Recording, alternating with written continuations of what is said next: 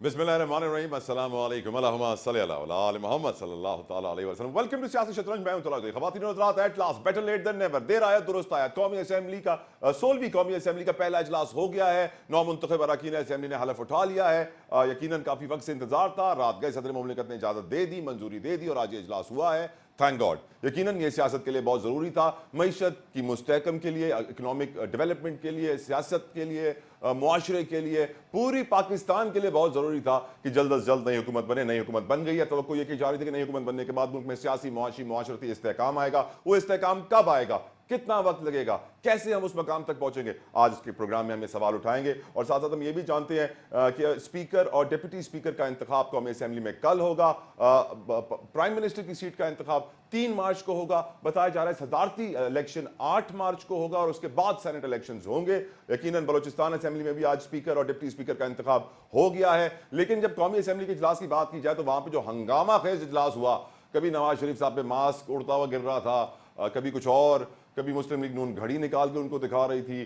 तो जो मछली बाजार बना हुआ था हमारा कौमी असेंबली का ऐवान, यकीनन एक अफसोसनाक अमल है। मैं समझता हूँ कि पाकिस्तान के अवामी नुमाइंदों को अवाम की नुमाइंदगी करनी है और अवाम की नुमाइंदगी वो ऐसे करेंगे तो ये दुनिया भर में पाकिस्तान का एक बहुत मनफी चेहरा जाएगा, जो कि हमारे मुल्क को कौम के लिए फ़ायदेमंद नहीं है। और साथ साथ हमने ये भी देखा कि आसफ भुट्टो ज़रदारी और मरीम नवाज साहिबा में भी बड़ी गर्मजोशी से मुसाफिया हुआ, जिससे मालूम पड़ रहा है कि पीपल्स पार्टी और मुस्लिम लीग नून के अंदर कितने अब अच्छे ताल्लुकात पैदा हो चुके हैं, गहरे ताल्लुकात पैदा हो चुके हैं। मीसाक जमहूरियत, मीसाक मईशत और भी बहुत सारे मीसाकों की बात की जाएगी। देखना यह है कि वो मीसाक मंतकी अंजाम पर पहुँचेंगे या फिर कागज़ का हिस्सा बन के किस्सा पारी ना बन जाएंगे। और भी हम जानते हैं, मईशत की बात करें तो मुआशी बदहाली उरूज पर है। इस वक्त state bank of Pakistan 1.8 billion dollar जमा कर रहा है चाइना को कर्ज की अदायगी करने के लिए। आने वाले 5 सालों तक पाकिस्तान को हर साल 25 अरब डॉलर की कर्जों की अदायगी करनी है। और मुआशी हालात इस कदर डगरगू हैं, इस कदर तबाही के दहाने पर हैं कि अब उनको पैरों पर खड़ा करना, जो डिफॉल्ट की तलवार पहले लटक रही थी PDM 1 के दौर में, वही डिफॉल्ट की तलवार PDM 2 के दौर में लटक रही है। तो कहा जा रहा है नए वजीर आजम को आते ही दोस्त ममालिक के पास जाना है,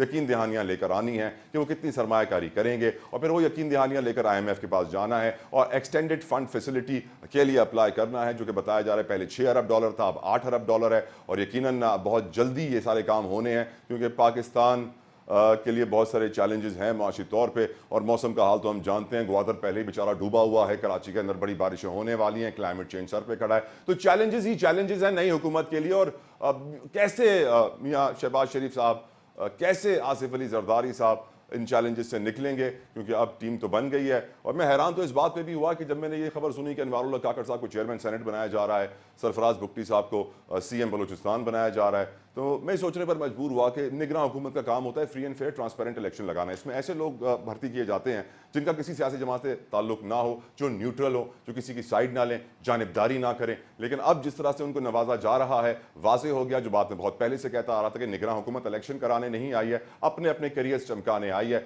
चाहे वो पॉलिटिकल करियर्स हो या फिर कोई और फाइनेंशियल कॉर्पोरेट सेक्टर के करियर्स हो। जिस तरह हमने निगरान काबीना में दूसरे वफाकी वजीरों को भी करते हुए देखा, उसी तरह अनवारुल्लाह काकड़ साहब ने भी कर लिया है फैसला कि वो चेयरमैन सेनेट बनेंगे। यकीनन आने वाला वक्त पाकिस्तान के लिए आसान नहीं होगा। बहुत सारे ऐसे हर्डल्स, ऐसी रुकावटें रास्ते में आएंगी जो पाकिस्तान को तरक्की करने से रोकेंगी। और इस PDM 2 के लिए बड़े बड़े चैलेंजेस हैं। IMF को भी खत लिख दिया इमरान खान साहब ने, जिसके ऊपर आज तनकीद की मियाँ नवाज शरीफ ने, मियाँ शहबाज शरीफ ने। कहा कि नहीं लिखना चाहिए था, ये काम सिर्फ इमरान खान कर सकता है, ये मुल्क को कौम के साथ गद्दारी है। लेकिन देखा जाए तो जो हालात हैं, हर वो काम करना चाहिए अब जो मुल्क को सही राह पर लेके जाए, मुल्क से चोरी काम चोरी ख़त्म करें, महंगाई, बेरोज़गारी, हमारे फिजिकल डेफिसिट, हमारे monetary deficit, current account deficit, हमारे बैलेंस ऑफ पेमेंट का इशू, हमारा ट्रेड डेफिसिट, इतने सारे इश्यूज़ हैं कि अब कहाँ से शुरू करेंगे, कहाँ ख़त्म करेंगे, एक बहुत बड़ा सवाल है। इसलिए आने वाली हुकूमत के लिए बड़ी मुश्किलात हैं। आज के हम पैनल से यही पूछेंगे कि मुल्क में सियासी, मुआशी, मुआशरती इस्तेहकाम कब आएगा, और जो मौलाना फजलुर रहमान ने अपनी तोपों का रुख इस्टेब्लिशमेंट की तरफ किया हुआ है, लेकिन इस्टेब्लिशमेंट उनका सॉफ्टवेयर अपडेट नहीं कर रही, इसकी क्या वजह है। और उन्होंने बॉयकॉट भी कर दिया कि वो सदारती इलेक्शन का हिस्सा नहीं बनेंगे, प्राइम मिनिस्टर के इलेक्शन का हिस्सा नहीं बनेंगे, चेयरमैन सेनेट के इलेक्शन का हिस्सा नहीं बनेंगे। बॉयकॉट करते हुए उन्होंने ये भी पैगाम दे दिया कि ये ऐवान अवामी नुमाइंदों का नहीं है, इस्टेब्लिशमेंट का है। एक ब्रेक लेते हैं, ब्रेक के बाद मेरे साथ एक पैनल मौजूद होगा, उनसे डिस्कशन करेंगे, इसलिए आप कहीं मत जाइएगा, स्टे विद अस।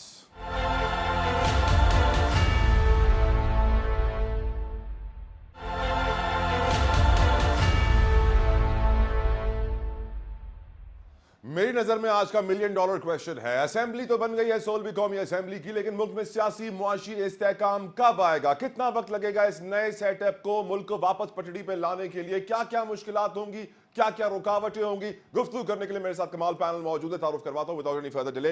मेरे साथ मौजूद है सना मिर्जा साहिबा, किसी तारुफ की मोहताज नहीं है। बहुत बहुत शुक्रिया सना फॉर योर प्रेशियस टाइम, आपने अपना कीमती वक्त हमारे लिए निकाला, जज़ाकल्लाह। पीटीआई से जमाल सिद्दीकी साहब मेरे साथ मौजूद है, खैर आफियत के साथ है। बहुत बहुत शुक्रिया जमाल साहब, बड़ी खुशी होती है आपको दोबारा अपने प्रोग्राम में देखकर। अल्लाह करे आप ऐसे हमेशा आते रहें। कराची स्टूडियो में मैं ज्वाइन किया राव इमरान सुलेमान साहब ने, सीनियर एनालिस्ट है। बहुत बहुत शुक्रिया राव इमरान साहब आपका भी। गुफ्तगू लेडीज फर्स्ट। सना, आपकी नजर में सियासी इस्तेहकाम, मुआशी इस्तेहकाम कब आएगा, कैसे आएगा, कौन लाएगा? क्या मौजूदा हुकूमत इस काबिल है या नहीं? देखिए, मेरा ख्याल है ये सारे सवाल तो जो हुकूमत बनी है वो भी अपने आप में सोच रही है कि जो जिम्मेदारी उनको दे दी गई है वो जिम्मेदारी वो पूरी भी कर सकेंगे या फिर नहीं। हम भी जानते हैं, आप भी जानते हैं कि किस नीम दिली के साथ ये हुकूमत ली गई है, क्योंकि जो एक्सपेक्टेशंस थी नून लीग की वो फुलफिल नहीं हो सकी। 2/3 अक्सरियत था, कम से कम सिंपल मेजोरिटी के ऊपर इत्तेफाक करना था नून लीग ने, और इसी बात को जवाब बना के मियां नवाज शरीफ साहब को लॉन्च किया गया था इलेक्शन कैंपेन में, लेकिन वो नहीं हो सका। अगर मैं सिर्फ आज के सेशन की बात करूं तो ये आज का जो दिन था उसने वो ट्रेंड सेट कर दिया है कि अगले 5 साल, अगर तो इस हुकूमत ने 5 साल मुकम्मल कर लिए तो होने क्या जा रहा है।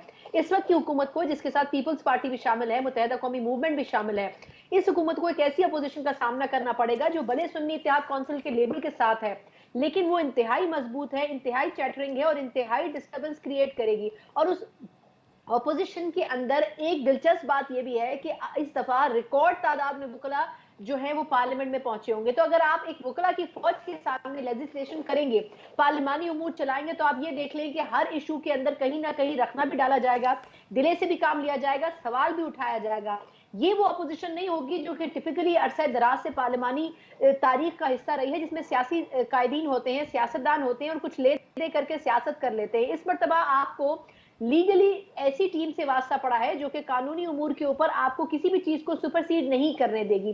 तो आई थिंक हुकूमत के सामने ये चैलेंज तो दरपेश है, लेकिन इसमें बात करनी जरूरी है कि पाकिस्तान तहरीक इंसाफ भी कुछ ऐसी गलतियां कर रही है जो नहीं होनी चाहिए। जहां मखसूस नशिस्तों के ऊपर उनकी पॉइंट जस्टिफाइड है कि ये हमारा हक है, हमें मिलना चाहिए, अगर हमें नहीं मिलता तो कम से कम किसी और की झोली में नहीं डालना चाहिए। वहीं पर उनको IMF को जो खत लिखा गया है, मेरा ख्याल ये है कि ऐसे मसले नहीं खड़े करने चाहिए थे जिनसे उनकी दोबारा से एस्टेब्लिशमेंट के साथ दूरी पैदा हो। कि IMF से जो एग्रीमेंट है वो इंतहाई इंपॉर्टेंट है और इस पे बड़े स्टेक्स लगे हुए हैं इदारों के भी, हुकूमत तो बाद में आती है। तो ऐसे मौके के ऊपर IMF को खत लिखना पाकिस्तान तहरीक इंसाफ की मेरी अदना राय ये है कि एक संगीन गलती है जो कि नहीं होनी चाहिए थी। ये अलग बात है कि अगर आप उस खत का मतन देखें तो उसमें बड़े एक मुबहम अंदाज में ये बात की गई है कि आप 30% जो हल्के हैं उनका ऑडिट करवा लें, फाफिन का जो तरीकाकार है उसको फॉलो कर लें या XYZ को फॉलो कर लें, लेकिन आई थिंक ये नहीं होना चाहिए था। अगर PTI ये ना भी करती तब भी UN से लेके अमेरिका, बरतानिया, हर इंटरनेशनल प्लेटफॉर्म के ऊपर इलेक्शन के हवाले से क्वेश्चन उठाया जा रहा था। तो अगर पाकिस्तान तहरीक इंसाफ ये कदम ना भी उठाती तब भी इनडायरेक्टली इस बात के ऊपर डिबेट जरूर होती है, ये पॉइंट ऑफ टेबल पर जरूर आता IMF और हुकूमत के दरमियान, क्योंकि टेक्निकली ये IMF की डोमेन में नहीं आता है। But I think Pakistan Tehreek Insaf ने फिर एक मर्तबा गलत कदम उठाया है, जिससे अगर एस्टेब्लिशमेंट ने, इदारों ने उनको वो स्पेस दिया था कि वो पार्लियामेंट में आए और हुकूमत को दबाव में रखें, तो उस मौके को ये जाया करने की कोशिश करें, जो आई थिंक नहीं करना चाहिए था। ठीक, राव सुलेमान साहब आपका ओपिनियन इस पूरे इशू पे? सर, मैं समझता हूँ कि इस वक्त पूरी दुनिया में इलेक्शन के नताइज को लेकर एक बड़ा एहतजाज बरपा है। पूरी दुनिया इस वक्त पाकिस्तान में होने वाले इलेक्शन के ऊपर बात कर रही है। मेरा ख्याल है कि PTI ने जो खत लिखने का फैसला किया वो शायद इसी तनाजुर को सामने रख कर किया है। वो समझते हैं कि शायद यह मसला नहीं, मैं समझता कि वो समझेंगे कि ये जो कर्जा लेंगे वो उतारेगा कौन।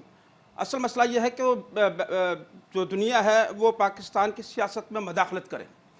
और दूसरा ये था कि जो आपने पूछा कि असल मसाइल क्या होंगे, मैं समझता हूँ कि जब तक शहबाज हुकूमत को मावराई कुव्वतों की सपोर्ट हासिल है, इस्टेब्लिशमेंट की खोल के बोले, सब बच्चा जानता है। तो जब तक मैं समझता हूँ कि मामला ठीक रहेंगे, और वो भी कारकर्दगी की बुनियाद पर।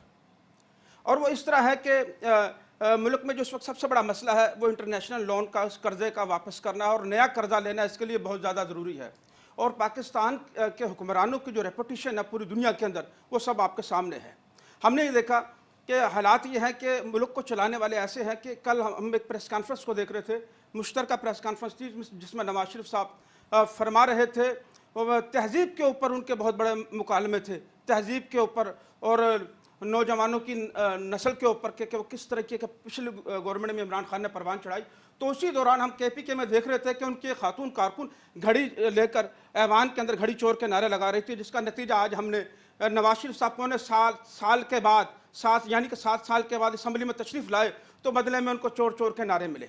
ये देखिए, ये मकाफात अमल है। आप समझते हैं कि ये हुकूमत मिलकर क्या तवक्कुआत रखें कि ये हमारी इस डूबी हुई कश्ती को आगे लेकर चलेंगे? तो मैं समझता हूँ पिछली 18 महीने की गवर्नमेंट में तो मफादात मुश्तरका थे, लेकिन इस बार इनको इंतशारी सियासत का सामना रहेगा, ख़ासतौर पर पाकिस्तान पीपल्स पार्टी से, और ख़ुद PTI भी एक बड़ी तादाद के साथ वो किसी भी तरीके से सुन्नी इत्तेहाद की कौंसिल की तरफ से हो या आज़ाद तरीके से जीने नहीं देंगे इनको। और ये 6 से 7 माह के बाद मेरे नज़रिया ये है कि शायद ये शहबाज हुकूमत सियासी शहादत की तरफ जाने पर तरजीह दे। और इसकी भी एक बड़ी वजह है, देखें, शहीद मरता नहीं। बिल्कुल, और जिस तरीके से भुट्टो भी जिंदा है, भुट्टो भी जिंदा है। मैं ये समझता हूँ कि जो इस्टेब्लिशमेंट है, अगर आप खुल के नाम लें तो वो भी ये चाहेगी कि आवाम में मकबूलियत हासिल करे शहबाज हुकूमत, जो कि बिल्कुल नामुमकिन सी बात है। इस सारी सूरत हाल के अंदर अगर हम ये देखना शुरू कर दें कि पाकिस्तान तहरीक इंसाफ के लोग एहतजाज कर रहे हैं और पकड़ धकड़ का सिलसिला कम होता जा रहा है और खुली छूट मिलती जा रही है इस गवर्नमेंट के खिलाफ, तो आप समझ जाइए कि जो प्लेटफॉर्म है वो चेंज हो रहा है। यानी जमाल साहब हमारे प्रोग्राम में वापस आ गए तो प्लेटफॉर्म चेंज हो रहा है आपकी नज़र में। जमाल साहब, PTI के लिए कहा जाता है, आपकी जो मुखालिफ पार्टियां उनकी जानिब से तनकीद ये की जाती है कि आपकी जमात की वजह से सियासी इस्तेहकाम नहीं आ रहा है, आपकी जमात की वजह से मुआशी इस्तेहकाम नहीं आ रहा है, आपकी जमात की वजह से मुल्क में इतना इंतशार हो गया, अनारकी की सूरत हाल हो गई है, आपकी वजह से आज सोशल मीडिया के प्लेटफॉर्म्स बंद है। आपको इस बात का एहसास है जमाल साहब? बिस्मिल्लाहिर्रहमानिर्रहीम। देखिए तला भाई, इतने सारे इल्जाम तो हम पर पहले ही है, कुछ आपने और लगा दिए तो कहते ना कि वो जहाँ मुर्दे पे 9 मन व 100 मन क्या फर्क पड़ता है। I am sorry. तो अब हम सिर्फ ये समझते हैं कि इस वक्त मुल्क को जरूरत किस चीज की है।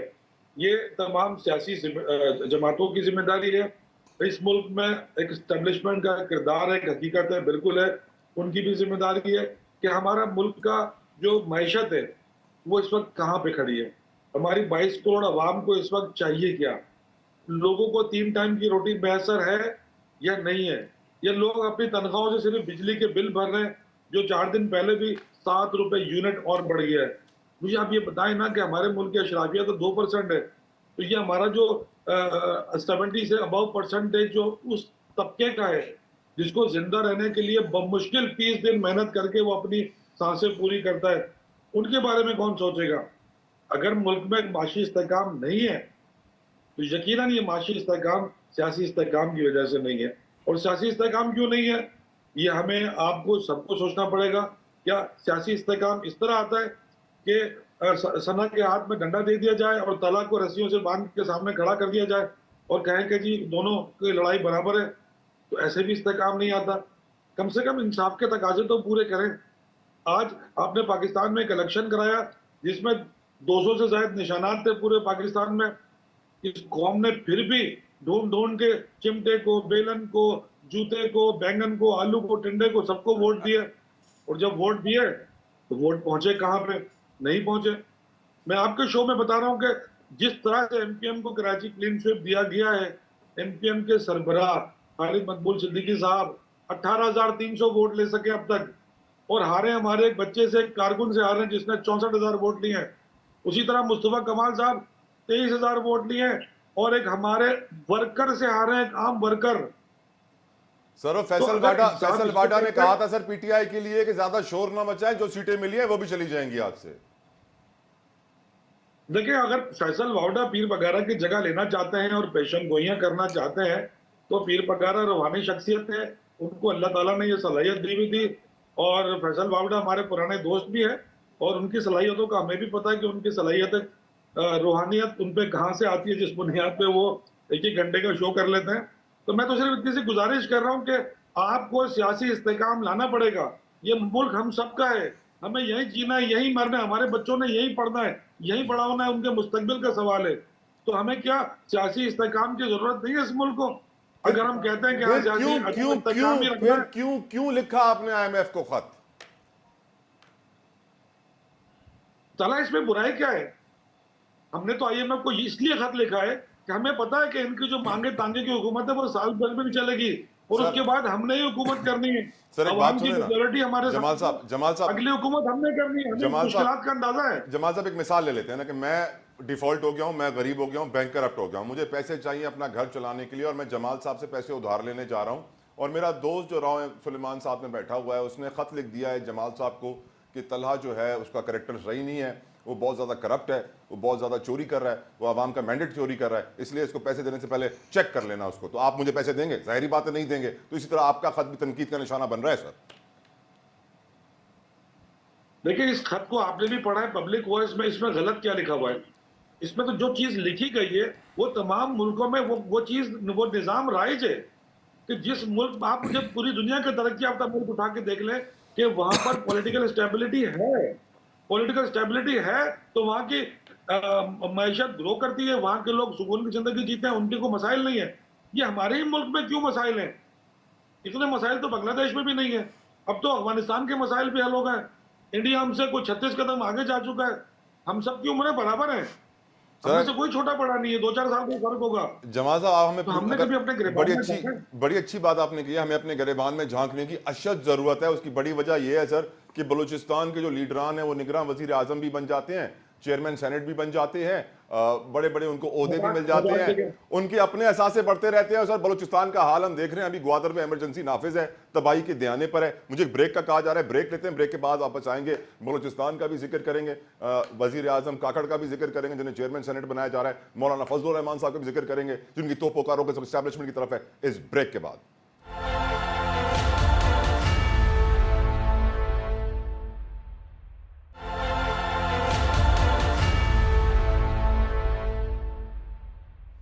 प्रोग्राम में आज मैं सवाल उठाना चाहता हूं बलूचिस्तान का। बलूचिस्तान के बड़े बड़े लोगों को, बड़े बड़े सरदारों नवाबों को बड़ा नवाजा किया है। हम जानते हैं निगरान हुकूमत के अंदर भी वजीर आजम अनवारुल्लाह काकड़ का ताल्लुक वहीं से है, हमारे जो होम मिनिस्टर थे निगरान हुकूमत में सरफराज बुगटी, उनका ताल्लुक भी वहीं से है। फिर देखा हमने सरफराज बुगटी छोड़ के चले गए निगरान हुकूमत को। निगरान हुकूमत बनाई जाती है न्यूट्रल लोगों से, जो कि उनका काम ही होता है कि free and fair transparent election कराएं। लेकिन देखा यह गया, और मैं काफी वक्त इस बात पर आवाज उठा रहा हूं कि इस निगरान हुकूमत ने सिर्फ अपना सियासी मुस्तकबिल संवारने के लिए ज्यादा काम किया बनिस्बत पाकिस्तान का मुस्तकबिल संवारने के लिए और free and fair transparent elections कराने के लिए। फॉर एग्जांपल सरफराज बुगटी छोड़ के चले गए निगरान हुकूमत को, पीपल्स पार्टी को ज्वाइन किया, अब वो चीफ मिनिस्टर बलूचिस्तान बनने वाले हैं। अनवारुल्लाह काकड़ साहब जिनको हम न्यूट्रल समझते थे, वो अब चेयरमैन सेनेट बनने वाले हैं। हम ये भी पहले जानते हैं कि बलूचिस्तान के बड़े बड़े लीडर्स को बड़ा नवाजा गया। सादिक संजरानी साहब हैं, वो चेयरमैन सेनेट रहे, उनके छोटे भाई थे, 24 साल की उम्र में सेंडेक के वो सीईओ बन गए, बड़े उन्होंने जी बड़े अच्छे दिन देखना शुरू कर दिए। तो इसी तरीके से बलूचिस्तान के नवाब सरदार तो दिन उनके बदल गए हैं, वो करोड़ों की गाड़ियों में घूमते हैं, अरबों के उनके घर हैं,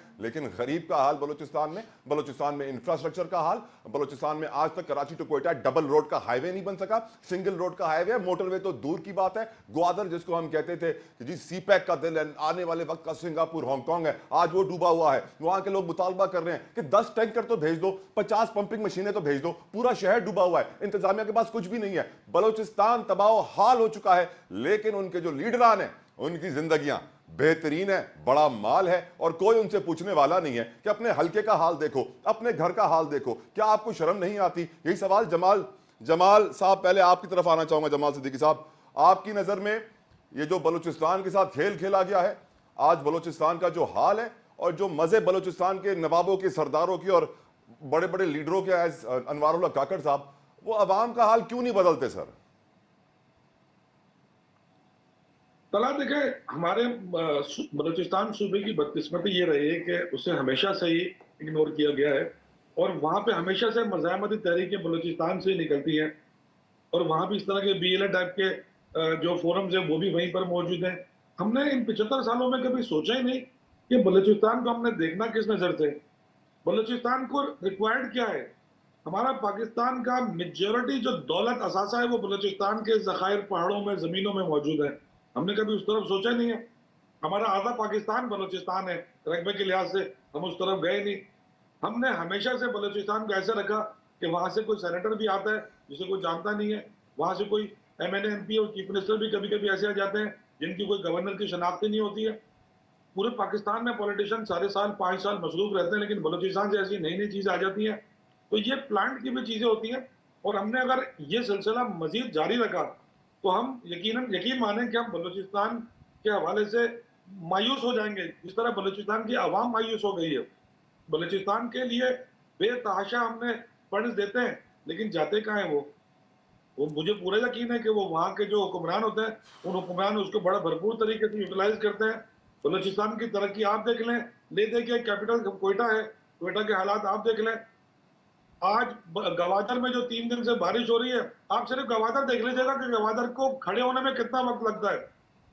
जो सैलाब तूफान आते हैं तो वो गवादर, ये बलूचिस्तान के इन्हीं सहराई रास्तों में आते हैं और उसके बाद उसका नक्शा बदल जाता है। रोजगार वहां नहीं है, अमन अमान वहां नहीं है, सियासी स्टेबिलिटी वहां नहीं है। और फिर जैसा कि आपने अभी बताया कि ये निगरां गवर्नमेंट में हमने बलूचिस्तान की नुमाइंदगी तो ली, लेकिन काश हम बलूचिस्तान की कोई हकीकी नुमाइंदगी ले लेते। ऐसा नहीं होता कि ये निगरां गवर्नमेंट है। मैं तो उसको निगरां गवर्नमेंट मानता ही नहीं हूँ कि एक निगरां वजीर दाखिला 10 दिन पहले नॉमिनेशन से रिजाइन करके जाके नॉमिनेशन भर देता है इलेक्शन होने के लिए, और दूसरा वजीर आजम वो सेनेट के चेयरमैन के लिए तैयार बैठा हुआ है। तो आप बलूचिस्तान की जब तक हकीकी नुमाइंदगी नहीं देंगे, बलूचिस्तान के लोगों को उनके राइट्स नहीं मिलेंगे उनकी हुकूमतों के जरिए, कम से कम ऐसी हुकूमतें तो बने जो अपने लोगों को राइट दे सकें। हम हुकूमत बनाते ऐसी है कि 10 उसके, 8 उसके, 6 उसके, और फिर सब वो खिचड़ी बन जाती है। जमाल सबकी साहब, मजबूरियां होती हैं। जमाल साहब, ये कमाल नहीं है कि बलूचिस्तान में सबसे कम वोट हैं, फिर भी रिजल्ट सबसे देर से वहीं से आते हैं? मैं वही अर्ज कर रहा हूँ ना कि सबसे कम वोट है वहां पे, लेकिन उसके बाद भी वहां 5,000 में भी एमएनए बन जाता है, 10,000 पे भी बन जाता है, 3,000 पे भी बन जाता है। लेकिन उसके बावजूद तो बलूचिस्तान को फिर एक सूबे की तरह ट्रीट किया जाए, जिस तरह हम सिंध को करते हैं, जिसको हम पंजाब को करते हैं, केपीके को करते हैं। हम पता नहीं क्यों बलूचिस्तान को सबसे अलग तरीके से ट्रीट करते हैं। यही सबसे बड़ी हमारे लिए खतरनाक बात है। राइट। हम बलूचिस्तान को अगर एक धारे में, जिस तरह 3 सूबों को हम अपने धारे में समझते हैं, तो बलूचिस्तान को भी हमने उसी तरह से ट्रीट करना पड़ेगा। बलूचिस्तान हमारी पाकिस्तान की मेन रीढ़ की हड्डी है। हमें उस बलूचिस्तान को उस अंदाज में देखना पड़ेगा कि हमारे मुल्क के जो माशी मसाइल है, ठीक सर, उन मसाइल का आधा हल बलूचिस्तान में है। ठीक सर। राव इमरान साहब, बलूचिस्तान के जो नवाब और सरदार हैं, उनके अगर हम घर देखें तो वो अरबपति, खरबपति, वहाँ के स्मगलर्स इतने प्रोटोकॉल के साथ 50-50 गाड़ियां आगे पीछे, ईरानी तेल से लेकर मादनियात से लेकर एडिबल आइटम्स, क्या कुछ नहीं है वहां पे। चमन बॉर्डर पे अरबों की कमाई, तुरखम बॉर्डर पे अरबों की कमाई, लेकिन अवाम तबाह हाल। सुई के शहर से सुई सदन, सुई नदन बन गई। सुई के शहर को गैस की लाइनें नहीं मिली। क्यों? बलूचिस्तान की आवाम के साथ ये सोची समझी मंसूबा बंदी के तहत साजिश करके उन्हें तबाह किया जा रहा है। सर, सिर्फ एहसास की कमी है। जो नक्शा आपने शुरू में बलूचिस्तान की गुर्बत और पसमानदगी का किया, मैं उससे ज़्यादा अच्छी अदायगी नहीं कर सकता। लेकिन इस तमाम पुरसान हाल को ख़त्म करने के लिए कुदरत ने पहली बार पाकिस्तान की तारीख में बलूचिस्तान के हालात बदलने के लिए वजारत उज़्मा भी उनको मिली और वजारत दाखिला भी उनके पास आई। वजारत दाखिला चाहती तो वहाँ से जो क्राइम की जो शरह है, या ईरानी पेट्रोल का जो चर्चा था, ये यहीं से तो शुरू हुआ था, जो आर्मी चीफ ने कहा था। जी हाँ। लेकिन पूरे पाकिस्तान के अंदर कहीं आप थड़े पे नहीं बैठ सकते ईरानी तेल लेकर मासवा बलूचिस्तान। पूरे पाकिस्तान में इस वक्त भी ईरानी तेल है, लेकिन बतानी क्यों नहीं रोक पाए? लेकिन अगर उसका ताल्लुक किसी बलूचिस्तान के सरबराह से है तो उसको कोई हाथ नहीं डाल सकता। ये इस कदर पावरफुल किस्म के लोग हैं। और चेयरमैन सेनेट साहब जो है, उन्होंने क्या दिया 7 माह के अंदर? 7 माह में 8 बार बिजली की कीमतों में इजाफा किया। जाते जाते भी 7 रुपये यूनिट का इजाफा करके चला गया। आज सुबह का अखबार पढ़ें तो आपको पता चलेगा कि वो जो नए कनेक्शन के लिए जो पंजाब में जो है फीस है, उसको 1200 से बढ़ाकर 1800 रुपये कर दी गई है। मतलब कि जीते जी मार के जा रहे हैं। और जो पेट्रोलियम मसनूआत की कीमतों में इजाफा हुआ, वो भी मेरे ख्याल से नहीं आने वाली हुकूमत के चौंचले होंगे कि भाई जाते जाते ये काम तू कर दे, मैं आऊँगा मेरे हाथ से ये मत काम करवा दूँ। जी हाँ। तो मैं समझता हूँ कि हाल ही बलूचिस्तान नहीं, आप बलूचिस्तान इतनी दूर चले गए। आप कराची की सड़कों पर चले जाएं, आप कराची के अंदर चले जाएं, अंदरून सिंध में चले जाएं, आप जाएं इनमें। अगर वजीर आला सिंध कहता है कि मैं अंदरून सिंध के अंदर जो है कच्चे के डाकुओं का खात्मा करूंगा, तो मैं खुदा की कसम, ये सिर्फ बात कहने तक है, अमल दरामद होना इनके बस की बात। यही तो लोग असेंबली में पहुंचाते हैं इनको। सिंध में देखो, हाईवेज पे डबल रोड तो है ना, वहां तो सिंगल रोड है। कराची टू कोयटा, कराची जो आपका फाइनेंशियल हब है, ट्रेड हब है, वहां तक आप एक डबल रोड नहीं बना सकते। छोड़ो मोटरवे, क्या गुनाह किया उन्होंने यार? गुनाह ये किया है कि इनको असम्बलियों तक पहुंचाया है इनको। यही गुनाह इनका। और सर ये देखिए, हमारे वोटों से मुंतखब नहीं होते। अगर हमारे वोटों से मुंतखब होते तो आज नौजवान नस्ल का 4% तबका असेंबली में ना बैठा होता, बल्कि आज हम ये कह रहे होते कि मुल्क में पुराने जो सियासतदान हैं वो 4% हैं, इसलिए कि हमें हमारे वोट का सही इस्तेमाल करने नहीं दिया जाता। मौलाना फजलुर रहमान ने आज कहा ना कि ये अवाम के नुमाइंदे नहीं है, अवाम का ऐवान नहीं है, ये एस्टेब्लिशमेंट का ऐवान है। सर मौलाना साहब के मुतालिक बताता चलूं कि मौलाना साहब आप बात करना चाहेंगे, मैं जवाब जल्दी से कर लें। हाँ, देखिए मौलाना साहब सिस्टम के खिलाफ हैं। अगर आज सिस्टम इनको मनमर्जी का सीट देने के लिए तैयार है तो सिस्टम में आ जाएंगे। वो कोई सिस्टम में कहते हैं सिस्टम के अंदर भी रहेंगे और बाहर भी। मौलाना साहब कहते हैं सिस्टम में रहने वाला कभी नहीं रोता, उनको भूख, गुर्बत, अफलास और लोगों की हाय हाय से कोई फर्क नहीं पड़ता। ठीक सना की तरफ जाने दें। सना, काफी सारे जराए ये कह रहे हैं कि मौलाना फजलुर रहमान साहब जो खुल के गोलाबारी कर रहे हैं एस्टैब्लिशमेंट के ऊपर, उनका सॉफ्टवेयर अपडेट इसलिए नहीं किया जा रहा क्योंकि वो बलूचिस्तान में बहुत स्ट्रांग है और बलूचिस्तान इस वक्त बहुत सेंसिटिव सिचुएशन पे है। वो नहीं चाहते कि मजीद अनरेस्ट बलूचिस्तान में हो, इसलिए दे लेटिंग हिम फ्री और कुछ कर नहीं रहे, कोई रिस्पॉन्स नहीं दे रहे मौलाना फजलुर रहमान को। और जो बलूचिस्तान में एहसास महरूमी है, काकड़ साहब ने बलूचिस्तान के लिए तो कुछ नहीं किया, अपना मुस्तकबिल सवार दिया। योर ओपिनियन सना? अच्छा देखिए, पहले मैं एक छोटा सा पॉइंट ऐड करना चाहूंगी। पहले हम एक हासिल डिबेट कर रहे थे कि ये चीजें बढ़ गई, ये चीजें कम हो गई। मुझे ये बताया कि आईएमएफ से जो 3 साल एग्रीमेंट था उसमें क्या तय हुआ था? जो 16 माह की गवर्नमेंट थी, जो आखिरी उन्होंने अपने रिव्यूज किए थे, उसमें यही कहा था ना कि जितनी सब्सिडीज हैं आप खत्म कर दें, गैस के रेट आपको बढ़ाने पड़ेंगे, पेट्रोल के रेट आपको बढ़ाने पड़ेंगे, बिजली के रेट आपको बढ़ाने पड़ेंगे। जो कहा गया था वही करना पड़ा। इसी बात के ऊपर तो नाक रगड़ के साथ डार साहब को फाइनली वो तमाम चीजें एक्सेप्ट करनी पड़ी। यही तो वो मसले थे जिसकी वजह से वो ये कह रहे थे कि आई डोंट केयर, लेकिन फिर वो केयर करनी पड़ी ना। तो जो कुछ हो रहा है पिछले 1.5 साल से वो सब कुछ वही है जो कागजों में आपने एग्री किया है उनके साथ। अगर आप ना करते तो आपको पैसे ना मिलते, या तो आप लोन लेके मुल्क चलाने की आदत खत्म कर दें, या फिर जो बाहर लोग कहें आपको वो मानना पड़ेगा और एग्जीक्यूट करना पड़ेगा। वो अवाम जो कि कमर झुकाकर चल रही है उसको जमीन पर लिटाना था तो लिटा दिया। तो आई थिंक ये डिबेट हमें करनी ही नहीं चाहिए कि ये सारी चीजें क्यों बढ़ रही हैं। ये ऑलरेडी प्री डिसाइडेड थी और अगले आने वाले 1 से 1.5 साल में भी यही होगा।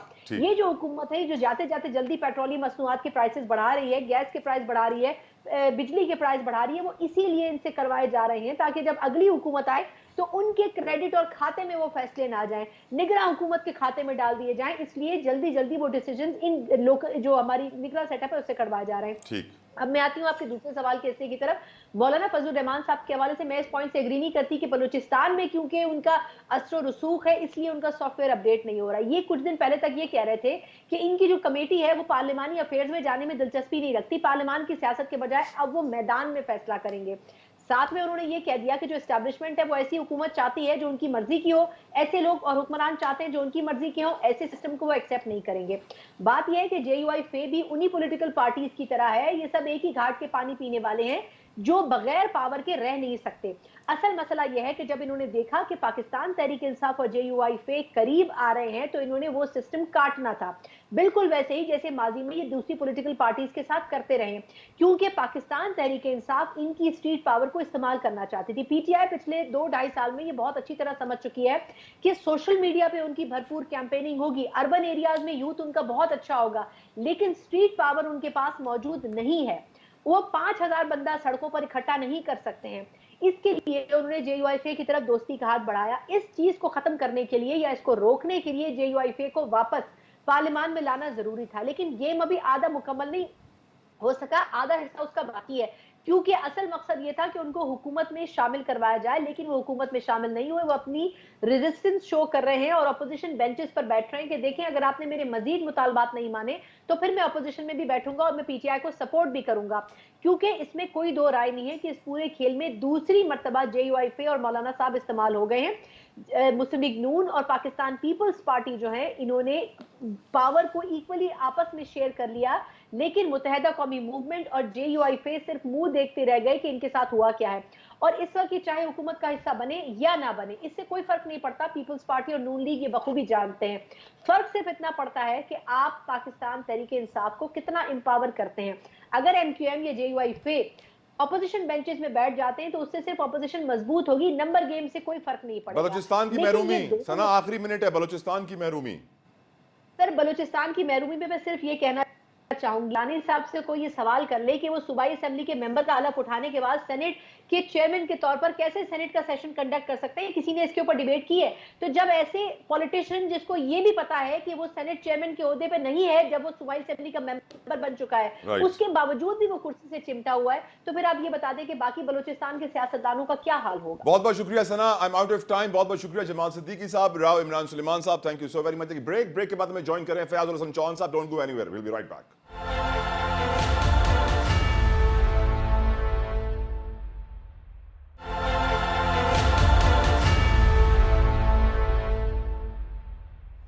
Welcome back. तमाम तरह अहम तरीन इशूज़ पर डिस्कशन करने के लिए हमारे साथ मौजूद हैं, किसी तारुफ के मोहताज नहीं है, इस्तेकाम पाकिस्तान पार्टी के फयाजुल हसन चौहान साहब। फयाज साहब, thank you so very much sir for giving us your precious time.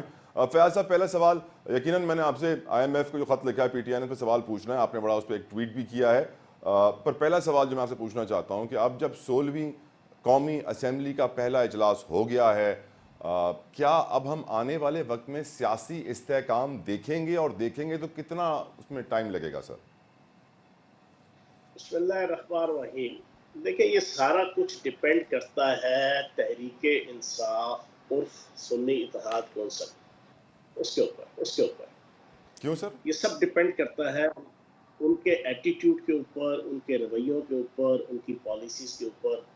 अब आपके सामने है कि अभी इन्होंने IMF को खत लिख दिया, और मेरी शुनीद तो ये है कि जिस बंदे के जरिए से खत लिखाया है वो खुद अमेरिकन नेशनलिटी होल्डर है। ये कोई मुबैना तौर पे जना रऊफ हसन के हवाले से ये जा रहा है कि वो खुद अमेरिकी नेशनलिटी होल्डर है। अब अमेरिका से गुलामी हासिल करने का नारा लगाते लगाते एक अमेरिकी शहरी के जरिए से पाकिस्तान के अंदरूनी मामलात में IMF equal to America, equal to Europe, equal to आलमी सहूनी ताकतें, उन सबको जनाब इन्विटेशन दिया जा रहा है कि आप पाकिस्तान के अंदरूनी मामलात के अंदर मुदाखलत करें। तो मैं समझता हूँ कि इंतहाई अफसोसनाक ये सारी सिचुएशन है। तो बाकी पॉलिटिकल पूरा सिनेरियो डिपेंड करता है इनके रवैयों के ऊपर। अगर तो रवैये पॉजिटिव होंगे तो चीज़ें चलेंगी, क्योंकि हुकूमत तो इस चीज़ को अफोर्ड नहीं करती कि चीज़ों को ख़राब किया जाए। ये पार्लिमानी जमहूरियत का खासा है तलहा साहब, कि हुकूमत की पूरी कोशिश होती है कि चीज़ें पीसफुली चलें, काम डाउन होके चलें, बहुत एग्रेसिव हालात ना हो, बहुत इंतहा पसंदाना सिचुएशन और एटमॉस्फेयर सर्कमस्टेंसेस क्रिएट ना हो। हुकूमत की तो हमेशा ये कोशिश होती है।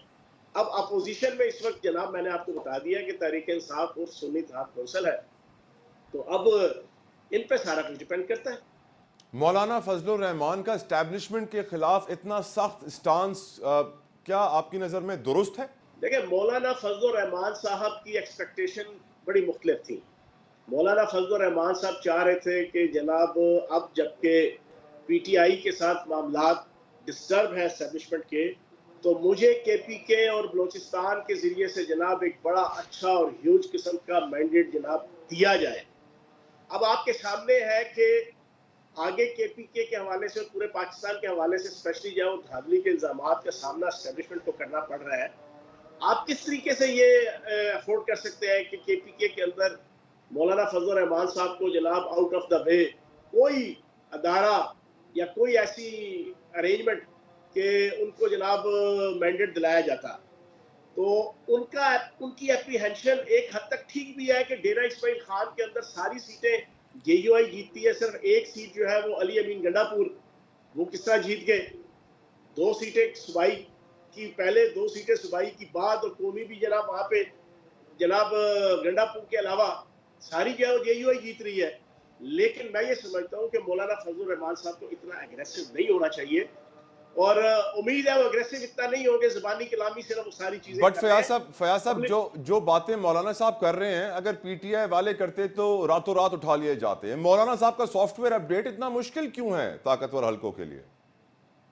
नहीं, तो इतना वो एग्रेसिव बात नहीं कर रहे हैं मौलाना फजलुर रहमान साहब। सर, वो कह रहे हैं अवाम का मुंतखब ऐवान नहीं है, ये एस्टैब्लिशमेंट का मुंतखब ऐवान है। उन्होंने इससे पहले भी बहुत सारी ऐसी बातें की हैं गुज़िश्ता एक हफ्ते में कि जो इंतहाई कहता हूँ कि अग्रेसिव थी, एस्टैब्लिशमेंट के खिलाफ थी। सर, ये ज़बानी कलामी हर एक को राइट हासिल होता है, और ज़बानी कलामी मियाँ नवाज शरीफ साहब और मरियम नवाज साहिबा ने भी बहुत कुछ जो है ना वो ज़बानी कलामी बातें की हुई हैं। मोहतरमा बेनज़ीर भुट्टो साहिबा वो भी करती रही, आसिफ जरदारी साहब भी करते रहे। लेकिन इस अंदाज से कि जिस अंदाज से बानी चेयरमैन तहरीक इंसाफ ने और पीटीआई ने पिछले 2 सालों में एक तूफान उठाया पाकिस्तान की सियासत, माशरत, सकाफत, तमद्दन और मईशत में, और जिस अंदाज से पाकिस्तान के अंदर लॉलेसनेस, खाना जंगी, मार धाड़, चीना छपटी और फिर 9 मई की जो वाकयात, कम से कम 300-400 के राउंड अबाउट जगहों के ऊपर हमले आर्मी के और सिविल इंस्टॉलेशन के ऊपर, ये चीज कम से कम मौलाना फजलुर रहमान साहब ने या आपकी नून लीग ने या पीपल्स पार्टी ने कभी भी इस अंदाज से एक्ट नहीं किया। ये फर्क है ना, जमहूरी एटीट्यूड और जमहूरी रवैया। ज़बानी कलामी तो चलो बंदा गिला शिकवा करता है मुख्तदर हलकों से, एस्टेब्लिशमेंट से, अपने सियासी मुखालफीन से, हुकूमत से, लेकिन ये जो दस्तों गिरबान, फिजिकली गिरबान पकड़ना रियासत का, फिजिकली रियासत को जनाब टकराव करना, फिजिकली रियासत को जनाब कमजोर करना, ये कम से कम उनकी तरफ से नहीं नजर आएगा आपको। सर, अब एक बहुत इंपॉर्टेंट क्वेश्चन आपसे पूछना चाहूँगा। हम जानते हैं कि मुल्क के मुआशी हालात क्या हैं। PDM 1 में फयाज साहब और PDM 2 में जो एक बहुत बड़ा फ़र्क है वो है मेरी नज़र में आसिफ अली जरदारी साहब प्रेसिडेंट ऑफ पाकिस्तान होंगे, जिसकी वजह से जो मुआशी हालात हैं हम बताया जा रहा है कि अब 1.8 अरब डॉलर हमें अभी चाइना को कर्ज की अदायगी में देने हैं, और इस वक्त स्टेट बैंक वो पैसे निकालने की कोशिश कर रहा है सिस्टम से। को 800 मिलियन डॉलर जो हमारे डीलर्स थे एक्सचेंज के, उनसे ले लिए गए हैं, जिसकी वजह से वो थोड़े से परेशान भी हैं। और इस तरह की पेमेंट्स अब आने वाले वक्तों में बहुत है। कहा जा रहा है कि नए वज़ीर आज़म को जो 3 तारीख को मुंतखब हो जाएंगे इस असेंबली में, उनको पहला काम फिर से दोस्त ममालिक के पास जाना है, यकीन दहानियाँ लेकर आनी है, और दूसरा काम IMF से मुलाकातें करनी है। और हमारे यहाँ कोई भी इकनॉमिक इंडिकेटर ऐसा नहीं है फयाज साहब जिसको देख कर हम सुकून की सांस ले सकें। पहले PDM 1 ने भी हमें डिफ़ॉल्ट से बचाया था, PDM 2 को भी हमें डिफ़ॉल्ट से बचाना होगा। सर, तलवार अभी भी वैसे ही लटक रही है। देखिए तलहा भाई, बात यह है कि आपने तो 1.8 अरब डॉलर की बात की है। मैं आपके सामने थोड़ी सी और अगली बात कर देता हूँ। पाकिस्तान को इस साल नवंबर तक तकरीबन 26 अरब डॉलर जो है वो मुख्तलिफ ममालिक को और मुख्तलिफ मालियाती अदारों को वापस करना है। करेक्ट, 26 अरब डॉलर। अब इन हालात के अंदर क्या पाकिस्तान डिस्टेबलाइजेशन जनाब अफोर्ड कर सकता है? पॉलिटिकल डिस्टेबलाइज होना, इकोनॉमिकल डिस्टेबलाइज होना, सोशली डिस्टेबलाइज होना। और ऐसे मौके पे जो बानी चेयरमैन तहरीक इंसाफ की हदायत पे तहरीक इंसाफ ने IMF को खत लिखा है, आप मुझे ये बताएं कि इसके ऊपर कोई भी मुहिब वतन पाकिस्तानी इसको अच्छा जान सकता है? और आपको पता है कि अगर खुदा न खास्ता एक लम्हे के लिए हम मान लेते हैं कि IMF जनाब बानी चेयरमैन तहरीक इंसाफ और तहरीक इंसाफ की दरख्वास्त के ऊपर और उनकी एप्लीकेशन के ऊपर और उनकी सजेशन के ऊपर पाकिस्तान को जनाब कर्जा देने से इनकार कर देता है और नया प्रोग्राम और नया माहिदा उसके ऊपर जनाब आगे चीजें परसू करने को राजी नहीं होता, तो क्या होगा? मैं आपके सामने 3-4 चीजें सिर्फ रख देता हूँ। जब जनाब IMF ने अगर सपोज इनकार कर दिया कि जनाब हमने पाकिस्तान से माहिदा नहीं करना, पाकिस्तान की इकॉनमी की सूरत हाल आपने भी और मैंने भी रखी, तो उस वक्त क्या होगा? पहली चीज, दुनिया का कोई मुल्क भी according to the international financial rules of UNO and IMF, कोई मुल्क भी पाकिस्तान को ना इमदाद दे सकता है ना कर्ज दे सकता है, कोई मुल्क भी। ऑब्लिगेशंस है ये, पहली चीज। दूसरी चीज, जब कोई मुल्क भी नहीं देगा और इन बुरे हालात के अंदर जब आपने 26 अरब डॉलर अगले 7-8 महीनों के अंदर पे करना है, तो जनाब पाकिस्तान की इंपोर्ट सारी की सारी बंद हो जाएगी। इंपोर्ट्स बंद होने की वजह से आपकी सारी इंडस्ट्री बैठ जाएगी। सारी इंडस्ट्री बैठेगी, आपका जनाब करोड़ों की तादाद में मजदूर बेरोजगार होंगे, बेरोजगारी आएगी, आपकी एक्सपोर्ट बंद हो जाएगी, आपकी एक्सपोर्ट बंद होगी, आपकी सारी की सारी इकॉनमी बैठेगी और इससे फिर आपकी जनाब करोड़ों की तादाद में बेरोजगारी आएगी। ठीक सर, फिर ठीक उसके सर। बाद पाकिस्तान के अंदर बिजली पैदा करने के हवाले से सारी की सारी चीजें, सलाहियतें मफकूद हो जाएंगी। आपके पास ना तेल होगा ना डीजल होगा। 2 घंटे बड़ी मुश्किल से आप बिजली पैदा करेंगे। आपके मुल्क के अंदर इंडस्ट्री बंद, बाजार बंद, रोजगार बंद, सारी चीजें बंद, और उस पर क्या फिर? ठीक सर, पाकिस्तान ठीक सर। दिवालिया तो जो होगा ही होगा। उसके बाद पाकिस्तान की आवाम सड़कों पे निकलेगी, कत्लो गारत गरी होगी, अनारकी, लोगों का खून खराबा होगा, ये सारी चीजें। तो फयाज क्या साहब, बानी चेयरमैन तहरीक इंसाफ ये ख्वाब देख रहे हैं? फयाज आप साहब, मुझे ये बताएं। बिल्कुल ठीक। फयाज साहब, अनवारुल हक काकड़ साहब का नाम आसिफ अली जरदारी साहब ने एज चेयरमैन सेनेट की पोजीशन के लिए दिया है। सर इससे तो मेरी नज़र में निगरान हुकूमत की क्रेडिबिलिटी बिल्कुल ज़ीरो हो गई। जो कहते हैं ना free and fair neutral election कराने के लिए एक बिल्कुल एक गैर जानिबदार सेटअप बनाया जाता है निगरान हुकूमत का। सरफराज मुफ्ती बलूचिस्तान के CM बन रहे हैं, अनवारुल हक काकड़ चेयरमैन सेनेट बन रहे हैं। सर मालूम पड़ गया निगरान हुकूमत किसकी बी टीम थी सर।